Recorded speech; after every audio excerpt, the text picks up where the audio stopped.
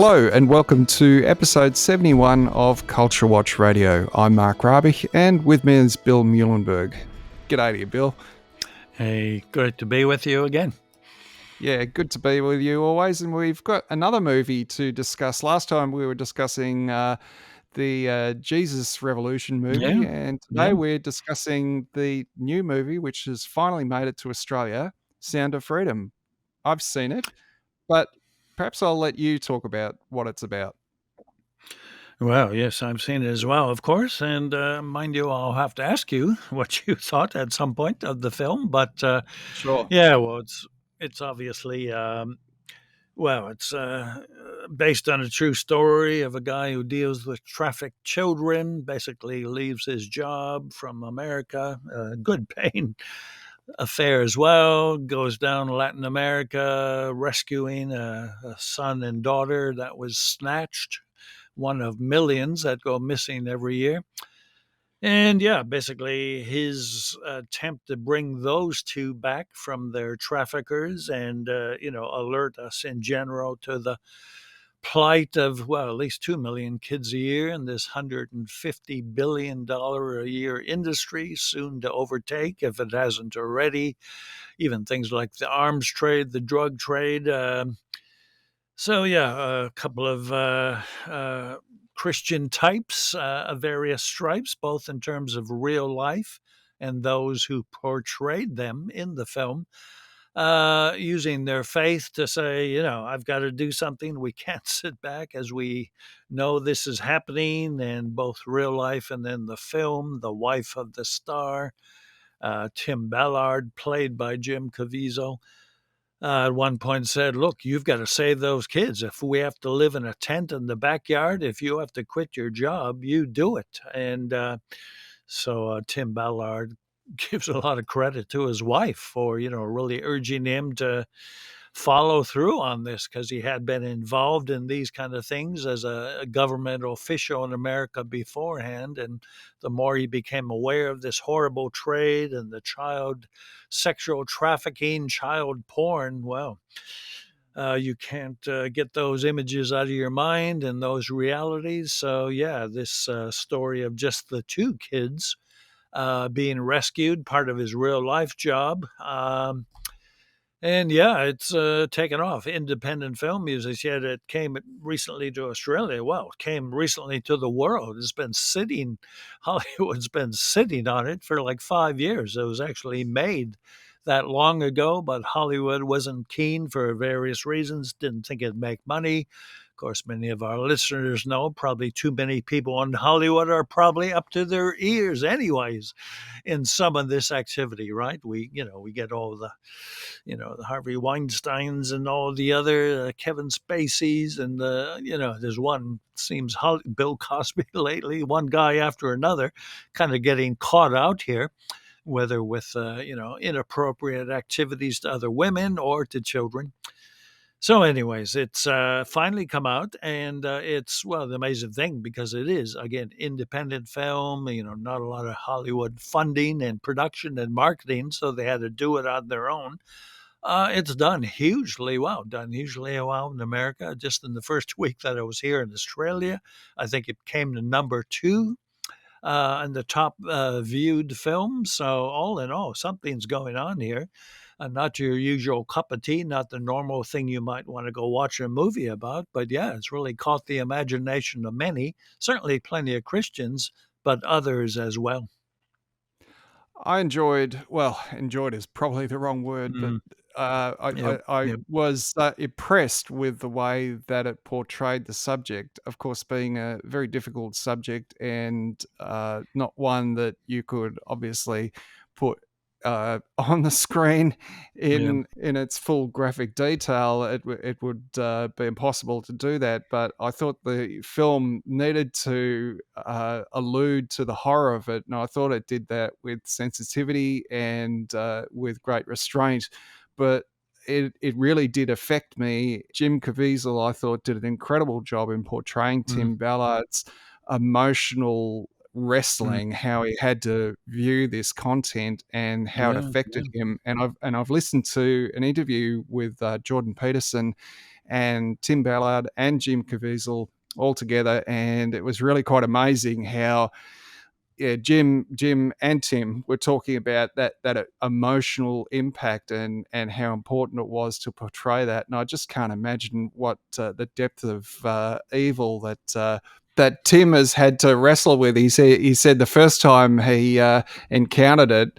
This is the real guy. He went home. I think he went to his school and took his children yeah, out, and then went home and then collapsed on the floor and just crying and yeah, yeah, just it was so confronting. So, but thankfully the movie doesn't go to those sort of depths, but it still is quite affects you.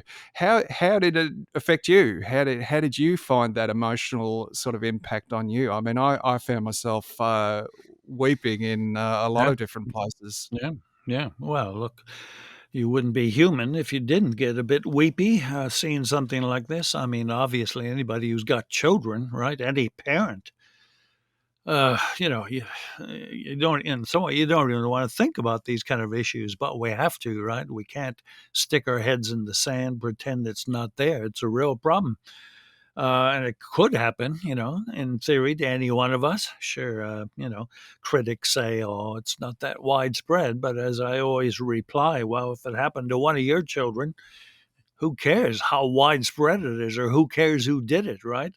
The point is, if it happens, you'd do anything to try to get your child back. So yeah, I got three boys, and it was tough, but as you say, it was well done. I mean, the standard criticism, right, of Christian films is usually they're not done all that well. They're not the greatest. Sometimes you get a nice exception to the rule, but they haven't always been great. But I think on every front, right, this movie has been really good. Good acting, good directing, good script, good cinematography, right? Everything that makes up for a good film, it seems to me. Even, non-Christians are saying, well, yeah, it's done pretty well. Good acting, the whole bit, good directing.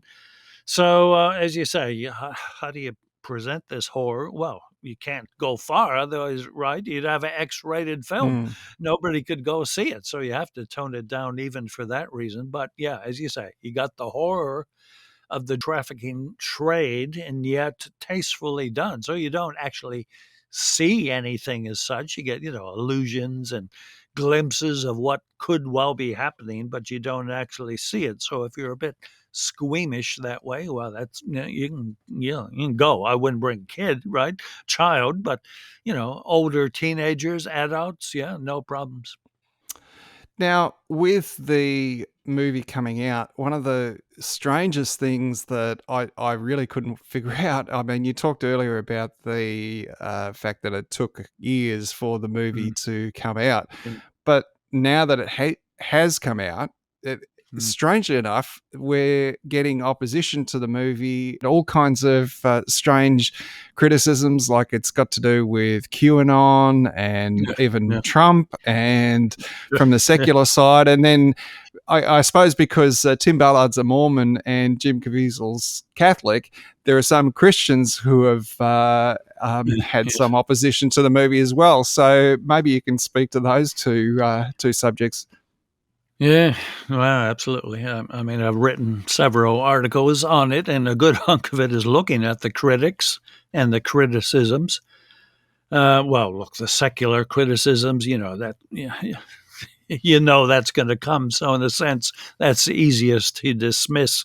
They will just attack anything that's Christian, that's conservative. And if it's Christian conservative, horror of horrors, right, it'll always come under attack. So, any lame excuse will do, as you say, all these bizarre conspiracy theories and people claiming it's not true at all and it's all made up. And it's just, well, as I said, Hollywood isn't exactly known for being a beehive of holiness and righteousness. You got a lot of sleazeballs in Hollywood, right? By the way, we're still waiting for the client list of Epstein, Epstein to come out. Um, and well, a lot of his buds who came to his island. And by the way, there's an island, a trafficking island, portrayed in the film as well. True story. Mm, So mm, Epstein had his own little pleasure island, and he had plenty of Hollywood celebs, plenty of politicians, plenty of elites who went to his island. And of course, we got all kinds of underage girls now claiming, hey, come on, what happened there was not a Sunday school. So, anyways, to the extent that the secular left doesn't always have the greatest of values or is too often in bed with the likes of, whether it's a Bill Clinton or the Hollywood mob or all those who hate on Christianity, well, sure, we're going to expect their criticisms. So, yeah, that can be dismissed fairly easily, I think. But yeah, the Christian concern, I mean, look, I've been through this so often. You and I, maybe many of our listeners, look, we're evangelical Protestants, make no apologies for that. But as I've said so many times, there's a time and a place for theological orthodoxy, for, standing up for strong doctrine. If this film, for example, had been filled with, some of the beliefs and doctrines that is not exactly mainstream biblical Christianity, well, then I probably would, yeah, agree. Say, folks, stay away from this film. The subject matter is important, but it's so full of this, some of these dodgy teachings of some of the groups involved. But it isn't. The film is not, in fact, there's one Bible verse in the entire film, right, where Jim, playing Tim, quotes Jesus, right, who says, if you harm or do mischief to any of these little children, hey, better for you to be chucked in the ocean with a heavy duty millstone wrapped around your neck. So Jesus made it clear that he doesn't like to see little children harmed in any way. So that, aside from that, you wouldn't even necessarily know this was a religious film. So the point is, look, as I've said in a couple of articles, if I'm going to try to find a new pastor for my church, hire a new teacher for my Christian college, right? Get somebody to help me do a Christian statement of faith, I'd probably be a bit careful as to who I get involved in those things. But it just seems so bizarre, right? Here's what I always say to the critics: if your son or daughter, say, was playing out on the street, and I saw a truck hurtling down the road heading for this neighbor's kids, and I ran out, try to save the kids, from getting run over. Do you think this neighbor, if he was all worried about theology and doctrine, would he first say, well, Bill, wait a minute, first tell me what you believe, give me a checklist of 10 points before you can rescue my daughter, right? It's insanity. He would say, wow, thank you. Thank you. You ran, you risked your life. You saved my son or my daughter from this truck. Well, it's the same thing here. Come on, I don't care if it's a Catholic, a Mormon, or an atheist, right? Or a New Ager. If they're going to rescue kids from this horrible trade, well, and especially if it were my kid, come on, I'd thank them to no end. Sure, we will differ theologically if there's time to talk that way down the track, but right now, I'm glad Tim is saving kids. Right now, I'm glad Jim is portraying him. Right now, I'm glad this film is doing so very well. So, some of these guys who just get into these sectarian debates, like I say, there's a place for that. There's a time for that. But if you're talking about rescuing a child from something this awful, it'd be nice if everybody who did everything were Christian, including the guy who puts petrol in your car or sells you groceries at Kohl's. But come on, we live in a world with all kinds of people, and what we term co-belligerency, well, that's where it's at. You sometimes, at least on limited objectives, work with all kinds of people you may not necessarily otherwise be closely working with. And that's exactly what we find here. Same as, you and I have marched in pro-life marches, right? With a mix of people. Probably, well, we even know there's, atheist pro-lifers out there. So are you going to say no to an atheist if he's trying to save a child from the abortion mill? So the same thing here, right? We can lay aside, and sometimes in some places, some of our doctrinal concerns if we can work in a very important issue, in this case, to rescue a child from, well, horrible things, including likely death. So, that's my answer to some of the sectarian criticisms. You talked a couple of minutes ago about sacrifice, and earlier Mm, you mentioned Tim Ballard's wife and how mm, she helped encourage him to. Well, he had a very good job, yeah, and he left it actually because he realised that he could do, or at least try to do, more good with rescuing children rather than just sort of arresting perpetrators in the United States. yeah, And his wife, Tim Ballard's wife, challenged him. And in the interview with Jordan Peterson, it was very interesting. He teased that out of how important that was to sort of make that step in your life. And I couldn't help but think about what Jesus talked about mm, when he talked about losing your life to save it rather than saving your life and in the end you'll actually lose it. And Jordan Peterson went into some depth about a psychological principle there of mm, actually doing what you know is right and yeah. how important that was. Maybe you can speak to that.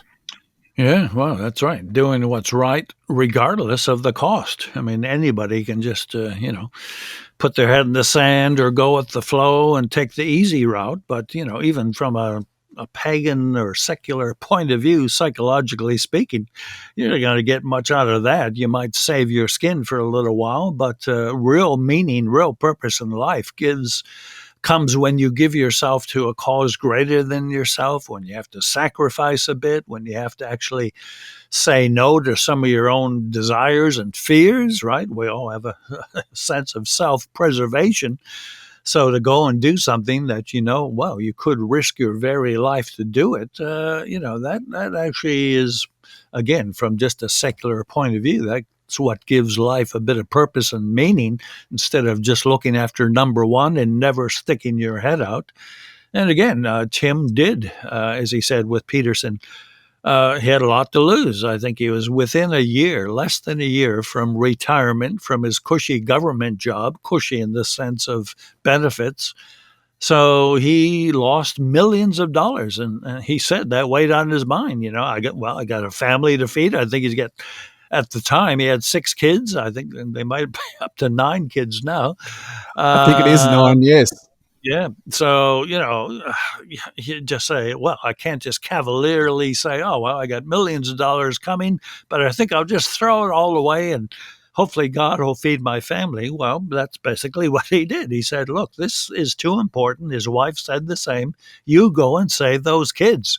If we have to live in bit of poverty, well, that's all right. This is more important. So he went with her wisdom on this. And, well, obviously, the 2 kids involved in the film, they're grateful. In fact, what was it? I think all up there were, either 120 or 240 children, I think, saved from that one island that the film portrays. And there were many hundreds of others of kids being saved, being rescued. So come on, that's sure, you may not get the fancy mansion because of your lost pension, but hey, your reward's going to be a whole lot greater in heaven, by the way. And those little kids coming running up to you in the next life saying, thank you, Tim, for rescuing me. No amount of money is going to offset that. That's for sure. I think that's a great way to finish today's episode. What do you think? Is there Yeah, anything well, else you want to add uh, about the movie? I think we've covered. It's still playing in Australia, and it's being still opened in other places, Africa, Latin America, and so on. So if you haven't seen it yet, try to go see it. Bring a friend, and I think you'll be grateful that you did. All right. Thanks, Bill. Thank you for today's episode. All right, thank you. There's more at the Culture Watch website. Join us again next time for another episode of Culture Watch Radio.